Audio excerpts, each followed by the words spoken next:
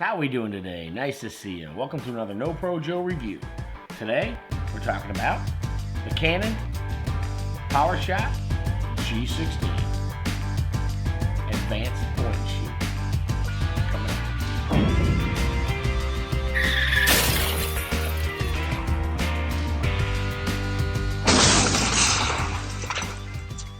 All right, just want to chat about this camera I got. It's a Canon Powershot G16.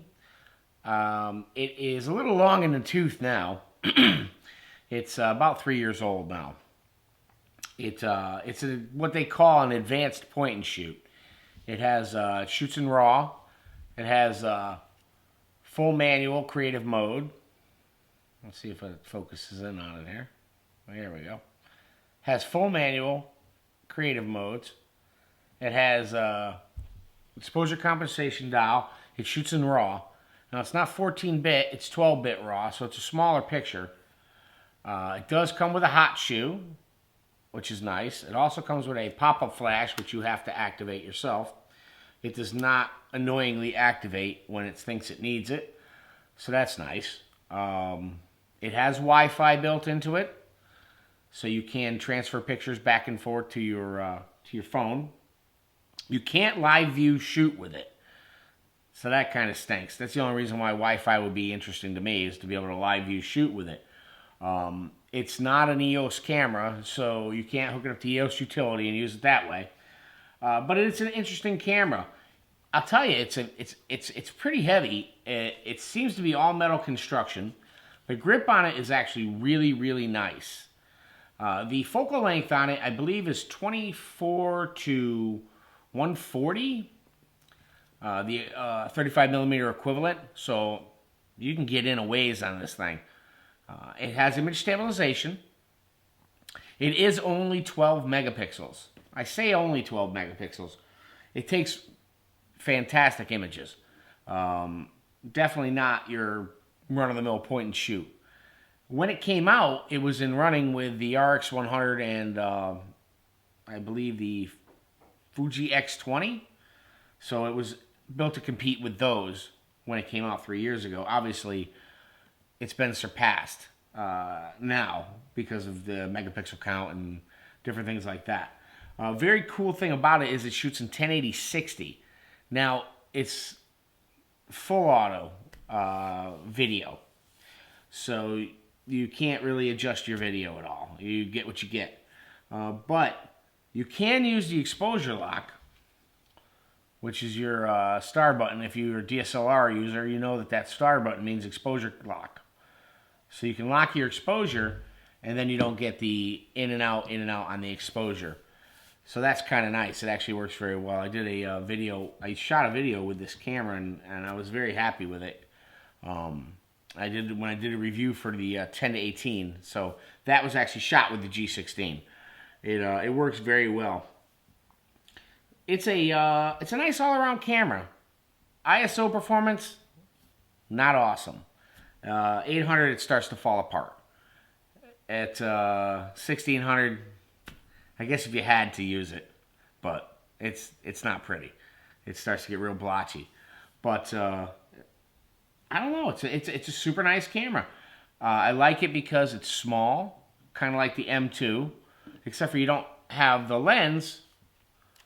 You know, it's a retractable lens, so it's truly a point and shoot camera. Would I call it pocketable? No, I would not call it pocketable. It definitely would be tight in your pocket, unless you got cargo pants, and that would work for you. But the images are really nice. I've taken quite a few photos with it, and like I said, the video, very happy with.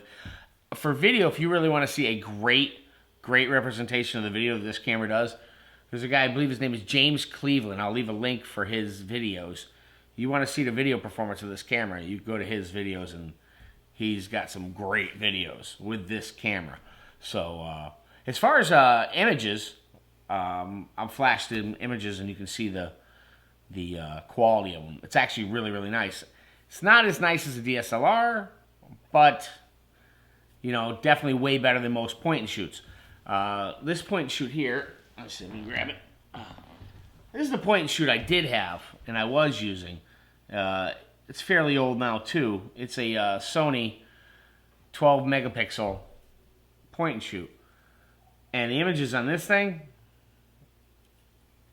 they suck. They're not very good. But, you know, it worked for a point and shoot. This takes incredible images for a point and shoot camera. It has a viewfinder on it. Now, the viewfinder that's on it is not a through the lens TTL viewfinder. What you get is not exactly what the picture is going to be. I have found side to side the framing is fine, but up and down it's off. So if you've got something in the center of your frame, you're definitely going to want to then go up with your camera and drop your center section down to get it in the middle of the frame if you want it in the middle of the frame. But side to side framing seems to be fine with it. Let me turn it on for you real quick. You can kind of see some of the cool stuff on the screen here. You can see it has a histogram on it, and it also has a peaking mode. It's a pretty advanced little point and shoot. Like I said, with a 1080-60, that is pretty sweet. The menu system on it is pretty straightforward. You do have a macro mode, and with that macro mode, I'll just pop it in macro right now. All right, and I can like bring this thing right up to my face. There you go, and you can see it's focusing on my eye. So awesome macro mode. It has an ISO range of up to 12,800. I don't think you want to go there though. It's going to look super ugly at 12,800. It has a front adjustment dial. Let me bring that back down to a realistic area. And it also, if you haven't noticed, has a level adjustment on it, which is super, super nice. Consider I'm used to my T5i, which does not have that. And I kind of like it. You have your dial adjustment here. All right. That is going to, in manual mode. All right. That is going to adjust your aperture. And then on the back, you're going to use this dial for your shutter speed, which is very cool. It has a 1.8 to 2.8 f-stop lens. So the narrowest 1.8, the widest to 1.8, the narrowest 2.8. Now, the farthest you can stop this thing down to is f8. That's it. But it does come with a built-in ND filter that you can use to stop it down a little bit in bright sunlight. I have not had a problem with it in bright sunlight. I've used the ND filter, and yeah, it was fine. I didn't have anything blown out. So it works really well, especially for video. That ND filter is a nice option for video. You have several different modes for your aspect ratio that you can set. You also have, same as the DSLR, metering, spot evaluative, and center weighted. So if you have a DSLR, you're going to be really used to these settings. Single shot, burst, and high speed burst. Now this is where this camera shines. Let me just show you. This is super cool. Check this out.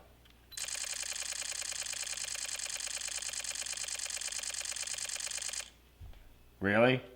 That's pretty sweet. I think it shoots some serious fast shutter speeds.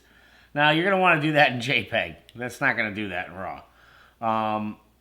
And it's only with the standard autofocus set on it. So when you put to the continuous autofocus, it slows down considerably. But all in all, pretty sweet. I've got about 4,000 frames on here.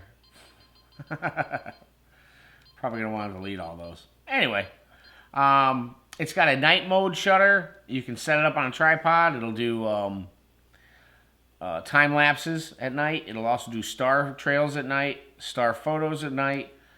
It's kind of gimmicky, but it does work. I've got a couple I'll put up on the screen you can see. Also, let's see, what's another cool feature it's got? It's got a ton of little. I'm not used to seeing all these cool little features it's got. But when you go into the auto and scene modes, that's when you really start to get some pretty cool stuff. Like here, this is a pretty cool addition right here. The smart shutter for you step into the frame and it'll take your picture. There's a wink shutter. When you wink at it, it will allow you to activate the shutter by winking, which is very cool. I've used that a couple times already, actually, and that's pretty neat. And you can set the amount of shots it's going to take. It's got a lot of very cool stuff in it for, you know, a point and shoot. Now, the best thing about this camera was the price I paid for it. It's usually, I think, $360, which is not horrible, but I don't think I'd pay that for this camera being as old as it is. I got it from Canon refurbished for $239, and for that, I'm pretty happy. The results from this camera are really nice. You can shoot video from any mode. There's a dedicated movie button, which is right here. So it doesn't matter where you are on the dial, whether you're in manual or in the dedicated movie button mode, you can get video right off. It doesn't matter. There is a metal tripod mount on the bottom, which is nice. It's your battery and your SD card in the bottom, which you cannot access when it's on a tripod. That kind of stinks. It is not a touch screen. You have to dial through with your dial. It's pretty responsive and pretty fast. And I actually don't mind it not having the touch screen. I'm okay with it. But all in all, I think it's a pretty great little camera. If you're like me, I research things a lot before I buy them or do anything with them. So generally when I get a product, I'm happy with it because I've already stalked it for a long amount of time. And I'm pretty sure it's what I want. So generally, I never have a qualm about when I get something. It's usually a very nice unit, and usually my reviews are very positive because I already know what I was getting. I knew what I was getting before it got here. I did the research, watched tons of YouTube videos, and so yeah, I knew what I had. But all in all, check this guy out. It's a Canon Powershot G16. I don't know if they still have it on the sale for the refurbished model, but I'll tell you, it comes with a year manufacturer's parts warranty and labor, so you're not going to get hurt there. And if you're just looking for something you don't want to haul around your DSLR with you, this is a good little option. They also sell some other gimmicky stuff. This ring comes off, you can see. You can add a extension tube to it to put a more telephoto lens on it. You can also add a ring light to it for macro. So there's all kinds of neat little things you can do with it. But it's a pretty impressive little camera. It's definitely, like I said before, long in the tooth. And it's a 1/17 sensor. And I don't think you're going to push any more out of this sensor. But the raw images are really nice and definitely workable. And it's got a really cool HDR mode on it, which actually works better than my T5i's HDR mode. So, you know, there you go.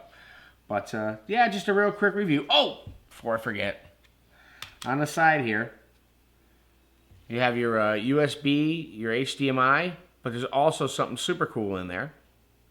And that super cool thing is a remote actuator. You can add your remote actuator to it. So, yeah, just like a remote shutter release, plug it right in the side. And you can do remote shutter, which means time-lapse photography. Definitely. So, yeah, cool all-around camera. If you got any questions about it, please leave a comment in the section below. Like and subscribe. I would like that a lot. And other than that, that's it. We're out of here. Keep shooting. We'll check you later.